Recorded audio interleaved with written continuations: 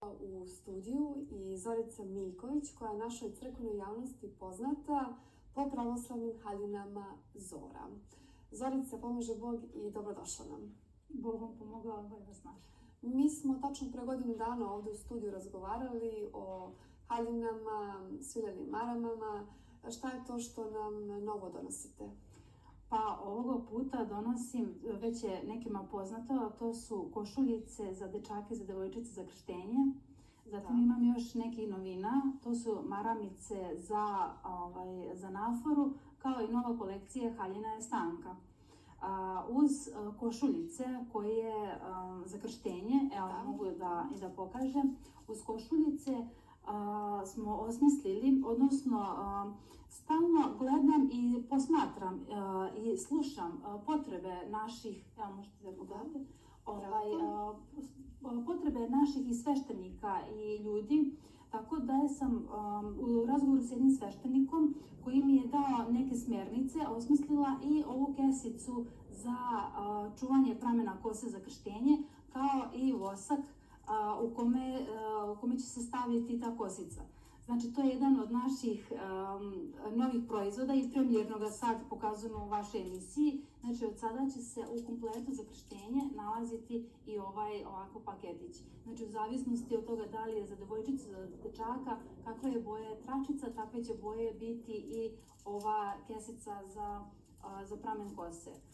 Vosak također ima ovdje pečat kao i sa poleđine deo u kome može se stavi kosica i da se nakapa vosak sa sveće sa krštenja, tako da majka može u svemu ovome da čuva za svoje dete, da ima uspomenu na dan krštenja.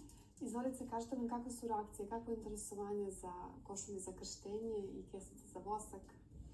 Kesica za vosak, to je sad premijerno prikazano, ali za košulice imam jako veliku podršku roditelja. Majke su i naravno i očevi su oduševljeni time i jako puno poručbina imamo. Dosta dece, slava Bogu, se krstilo u našim košuljicama i nadam se da će još više. Neke majke su poslale fotografije, tako da možete da pogledate, a neki nisu, neki će tek poslati sa tih krštenja. Mogu reći da izazivaju jako lepe emocije, čak me recimo dovode do suza kad mi pošalju te fotografije, a te poruke koje mi majke šalju u inbox ili SMS porukama su zaista dirljive. Dakle, imamo košulje i za dečake i za devojčice. Prelepo, zaista. Ima i poseban kroj ovdje, tako da je nekako lijepo, može se čuva. Da kažem, eto, i za uspomenu. Šta sam još htjela da pitam? Tu su nam i kesice za naforu i maramice za naforu. Da, maramice. Da, maramice, to je moj jedan predlog, moja jedna ideja. Kada sam bila u jednom manastiru kod nas, Ilinje se zove u Mačvi, tamo prilikom uzimanja nafore imala sam kao napad panike jer nisam u tom momentu imala maramicu u kojoj bi stavila naforu da ponesem kući i onda kao šta da radim, zašto ne postoji posebna maramica, pogotovo kada recimo u dlan stavimo, kao ja što sam posle tek našla maramicu, čestice nafore mi ostanu i da ne bi ispale, da ne bi pale na pod. Znači stvarno je po meni ovo jedno od rešenja za naforu kada hoćete da ponesete i da imate kući, da ponesete vašima.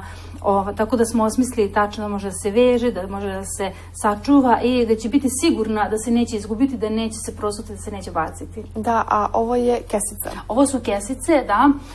To su isto za naforu. Neko želi kesicu, neko želi maramicu. Ja sam iskreno, meni više maramica nekako mi je draže. Ja recimo imam više maramicu, ali i kesice su, recimo za decu su praktičnije kesice nego maramice. Tako da, evo, i to je nešto od naših novih proizvoda. A sada da čujemo nešto o haljinama, novoj kolekciji. A to je nova kolekcija koja se zove Stanka. Ona je dobila ime po mojoj babi, odnosno očevoj majci.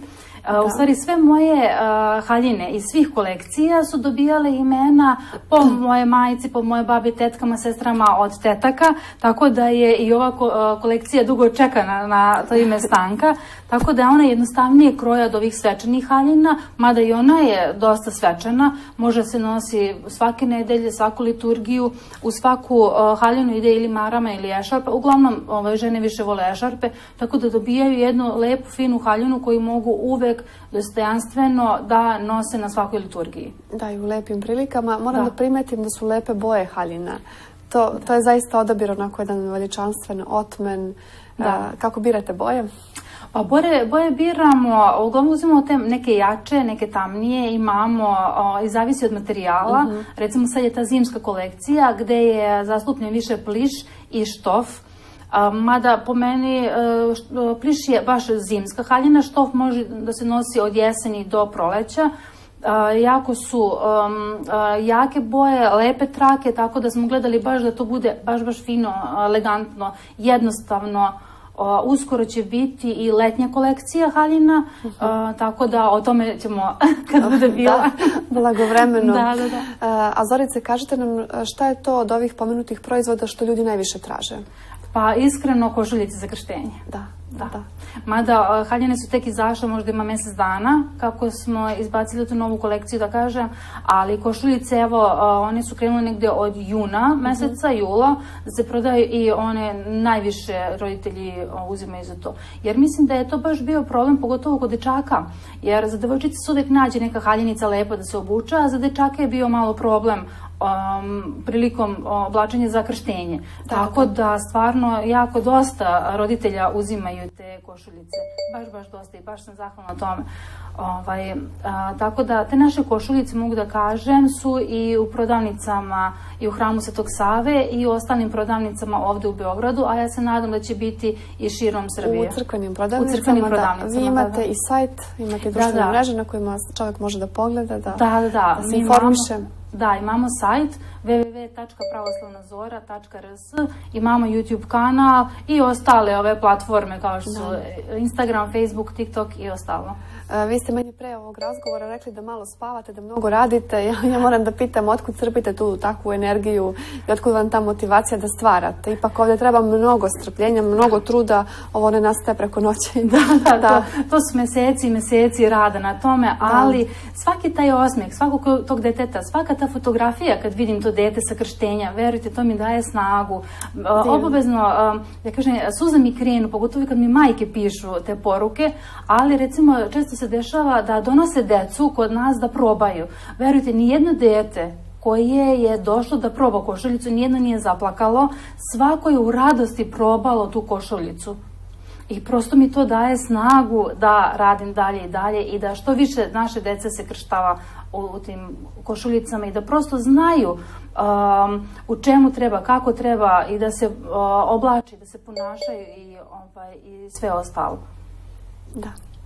Meni ostaje samo da zablagodarim na ovako lepom razgovoru, tako da se nadam i skorom susretu, opet nekom novom lepom proizvodu.